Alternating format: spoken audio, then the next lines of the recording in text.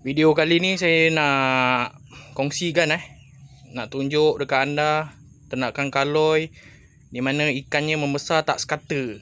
Kalau biasa ikan lain pun sama juga, ataupun tumbuhan, manusia ke, mesti ada pembesaran yang tidak sekata lah. Maknanya ada ikan cepat besar, ada juga ikan yang lambat besar.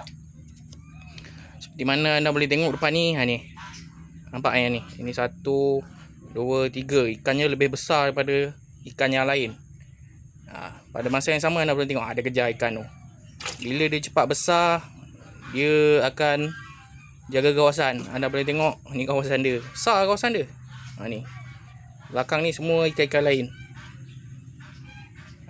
Dia pembesaran dia tidak sekata. Bila dia besar, dia jaga kawasan. Buat masa ni dia tak mengganas lah. Maksud saya tak mengganas, maknanya dia tak gigit ikan lain dalam keadaan yang sangat teruk lah. Dia jaga kawasan dia je. Tapi kalau dia makin ni tanda-tanda saya kena perhatikan ikan tu. Ikan ni tak adalah besar sangat, ni masih kecil lagi. Cuma dia besar tak sekata. Ada ikan yang cepat besar. Dia mungkin 2 faktor lah.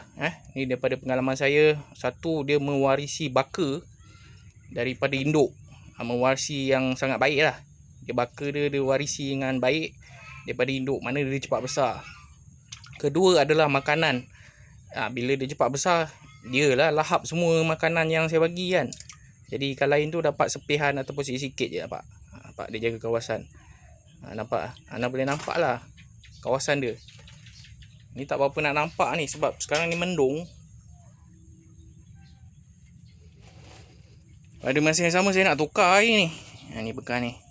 Air ni saya nak tukar sebab ada air hujan saya dah biar belakang tu.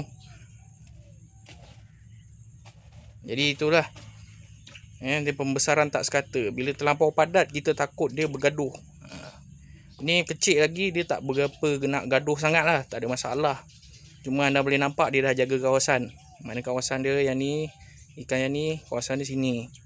Ikan lain semua duduk belakang sana. Sebab apa dia tolak.